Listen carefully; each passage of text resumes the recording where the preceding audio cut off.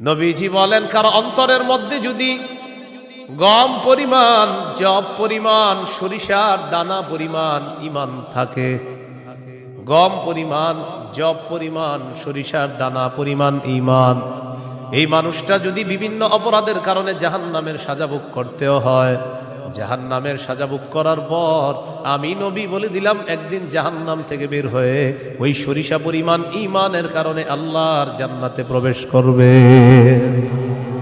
খাঁটি ইমান, বিশুদ্ধ ইমান, এটার মধ্যে কোনো ঝামেলা করা যাবে না।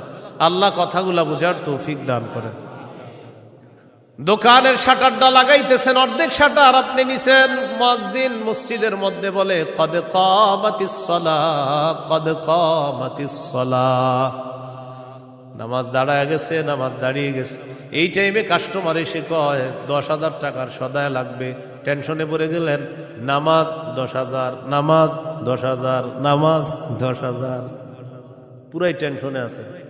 আল্লাহ তাআলা বলেন, সম্পদ যেন তোমাদেরকে আল্লাহর থেকে দূরে সরায় না দেয়।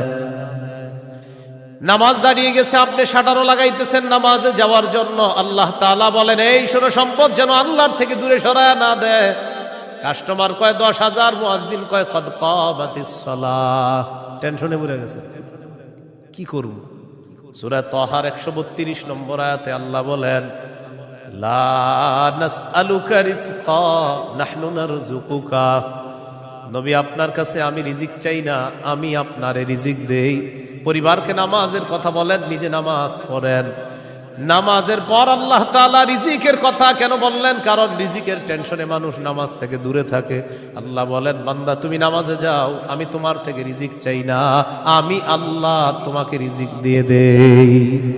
আল্লাহ তাআলা বলেন, ইন কানা আবাউকুম, যদি তোমাদের মা বাবা, ওয়া আবনাউকুম, যদি তোমাদের সন্তান, ওয়া ইখওয়ানুকুম, যদি তোমাদের ভাই বোন, ওয়া আজওয়াজুকুম, যদি তোমাদের বিবি, ওয়া আশিরাতুকুম, যদি তোমাদের পরিবার আত্মীয় স্বজন, ওয়া আমওয়ালুন ইখতারাফতুমুহা, যদি তোমাদের উপার্জিত সম্পদ, ওয়া তিজারাতুন তাখশাউনা কাসাদাহা, তোমাদের ব্যবসা, যেই ব্যবসায় লস হওয়ার টেনশনে থাকো, ওয়া মাসাকিনু তারদাউনাহা, যে বাসস্থান তোমরা অনেক ভালোবাসো, আহাব্বা ইলাইকুম মিনাল্লাহ ওয়া রাসূলিহি ওয়া জিহাদিন ফি সাবিলি, আল্লাহ তাআলা বলেন, এই 8টা জিনিস যদি আল্লাহ এবং তার রাসূল চাইতে তোমাদের কাছে বেশি প্রিয় হয়, ফাতারাব্বাসু, অপেক্ষা করো, হাত্তা ইয়াতি আল্লাহু বিআমরি, আল্লাহ তাআলা গজব নিয়ে আসার অপেক্ষা করো। বলি নাউযুবিল্লাহ।